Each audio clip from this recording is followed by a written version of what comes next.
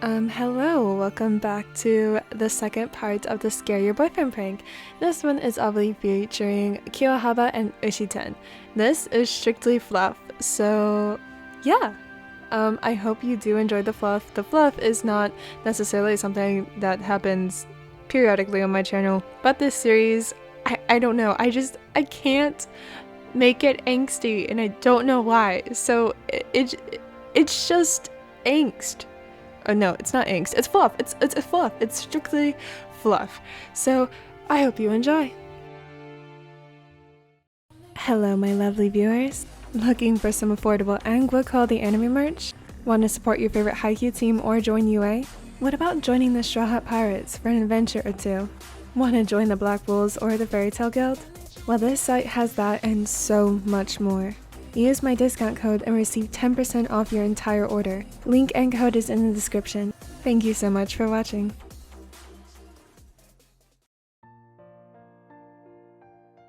Feeling more frustration and annoyance than he typically would, Kiyotani had a permanent scowl on his face that was more apparent than usual.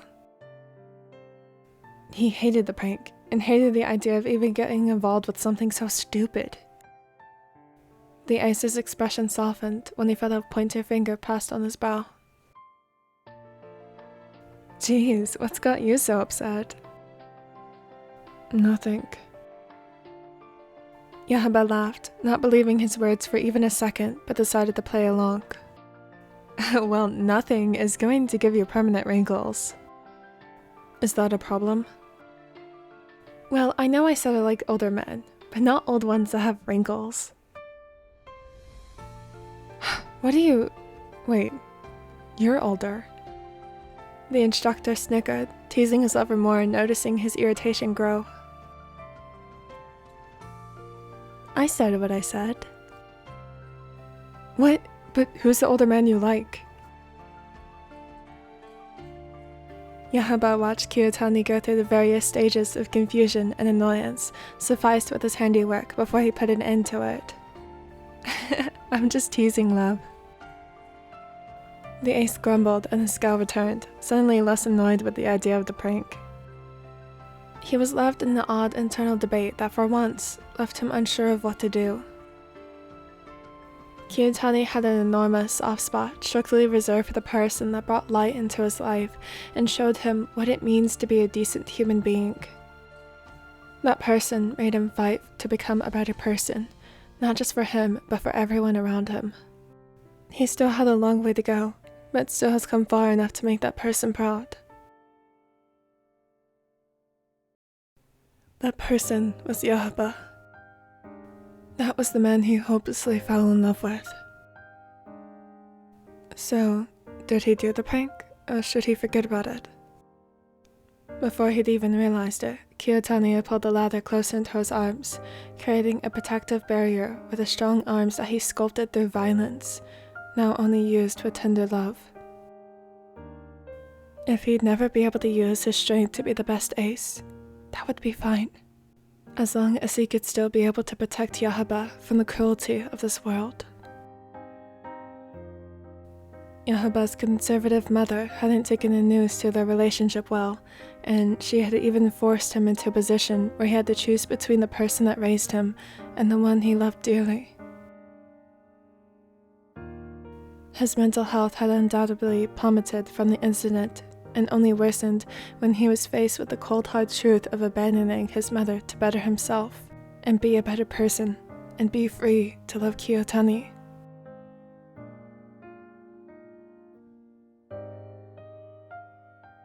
The ace would be damned if KyouHaba were to ever be proven wrong for his decision. He would do everything in his power to engulf his lover in love, security, and assurance.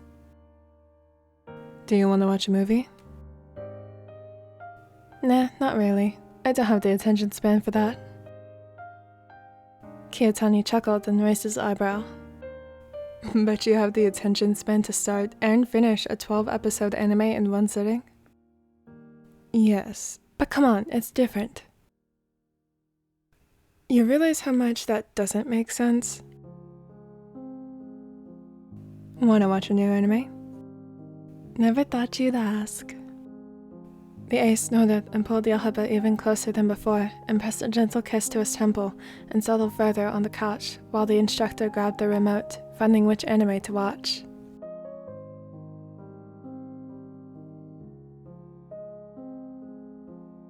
Before the ace knew it, he had fallen asleep holding his lover close to his chest. With the warmth and comfort, it never took long for his body to shut down after a long day at practice. Hours had passed when Kiyotani began to stir. His normal scar remained on his face and grew once he finally processed that KyouHaba was no longer next to him. He was missing. The blonde grumbled and rubbed his eyes, sitting up before stretching so he'd be able to stand without his back screaming at him for sleeping in such an awkward position for so long.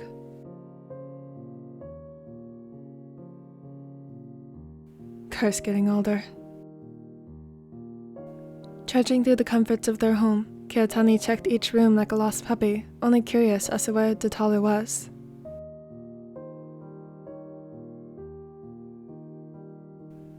He turned the corner to the bathroom and startled when KyouHaba turned the corner at the same exact time he did. Seeing the same surprised expression and KyouHaba placing a hand to his chest, he realized he'd unintentionally performed the prank to precision, though he got scared in the process. Jeez, you scared me. So it seems, Shige. Where'd you go? To the bathroom. Sorry, did I wake you? The ace had led him to the bedroom and set it back to the couch and settled underneath the fluffy covers. No, you were gone when I woke up. That's good at least. Did you know that you have a grip of a gorilla in your sleep? I tried so hard to get out of your arms so my bladder wouldn't fail me, and... Kiyotani smiled, pulling the ranting instructor back into his arms and threw the covers over him as well. He mindlessly listened with the scowl no longer present. The ace had only wished there was a way he could portray his feelings more directly with words, but his own head kept him from admitting them aloud. So for now, he would hold him until the end of time.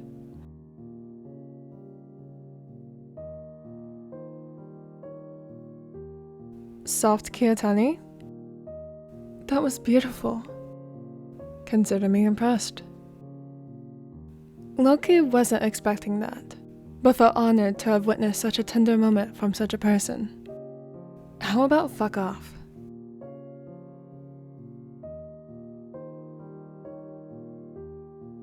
Tendo Satori was a completely different type of person that Ushijima was entirely convinced couldn't get scared.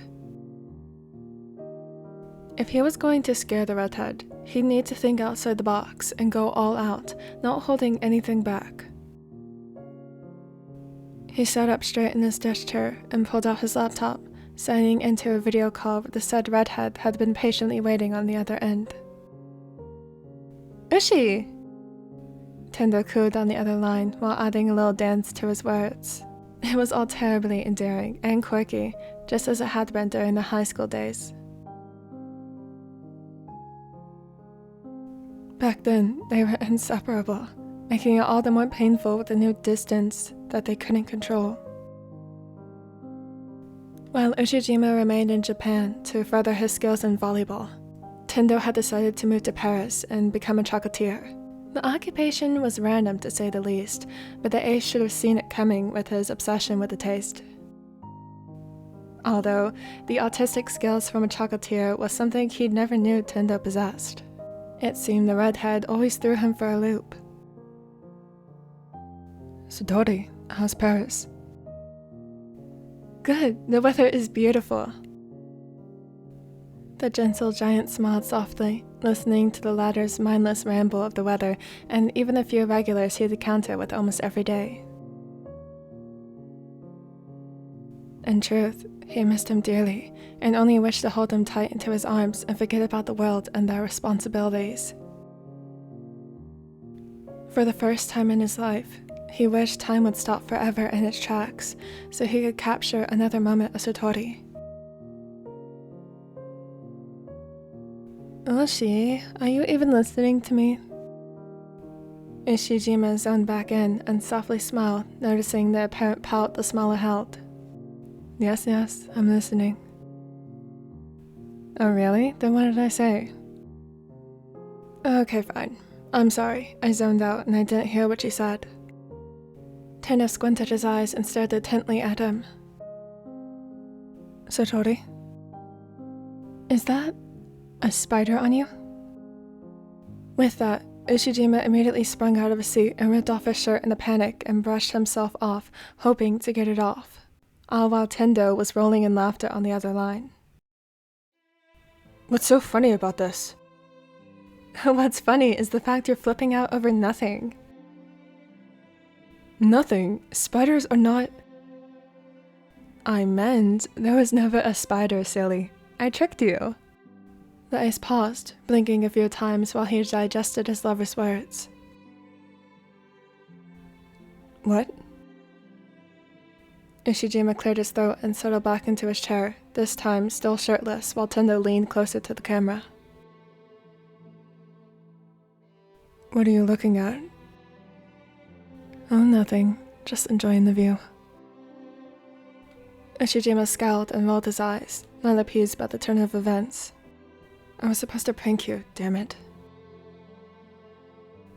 Tendo snickered once more and kissed the camera. Aw, don't be too upset, Ishi. You're too adorable when they get like that. The ace coughed, hiding the small tinge of pink that dusted over his cheeks. Well, this really wasn't fair. So much for going all out. Even still, Ushijima couldn't deny the fact that his lover's happiness was more than enough to make him happy. Even if it meant a few jump scares, he would take it all. Well, talk about it gone wrong.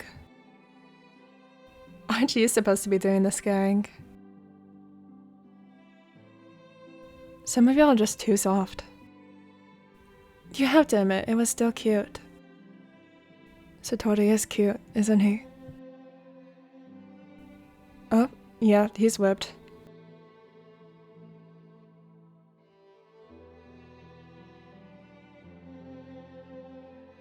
And that was the second part of the Scare Your Boyfriend prank. There is 3 parts in total, so the next part to the series will be the finale of this series. While this is just a small series and has nothing to do with the actual timeline or any of that, it is nice to do a little fluff series every once in a while. I did have a previous series that was the Pocky Challenge that I did a year ago. I actually was going to do the final part, which included Sakaatsu and Kagehina, but it fell victim to Wit's destruction. So I'm still debating whether or not I want to rewrite it, because I had a good chunk of it already completed. So, ouch, that's kind of a deep blow. But yes, thank you so much to all of my lovely deckers. You guys are super duper amazing, and okay, I just get so excited sometimes. Thank you so very much, and I will see you next time.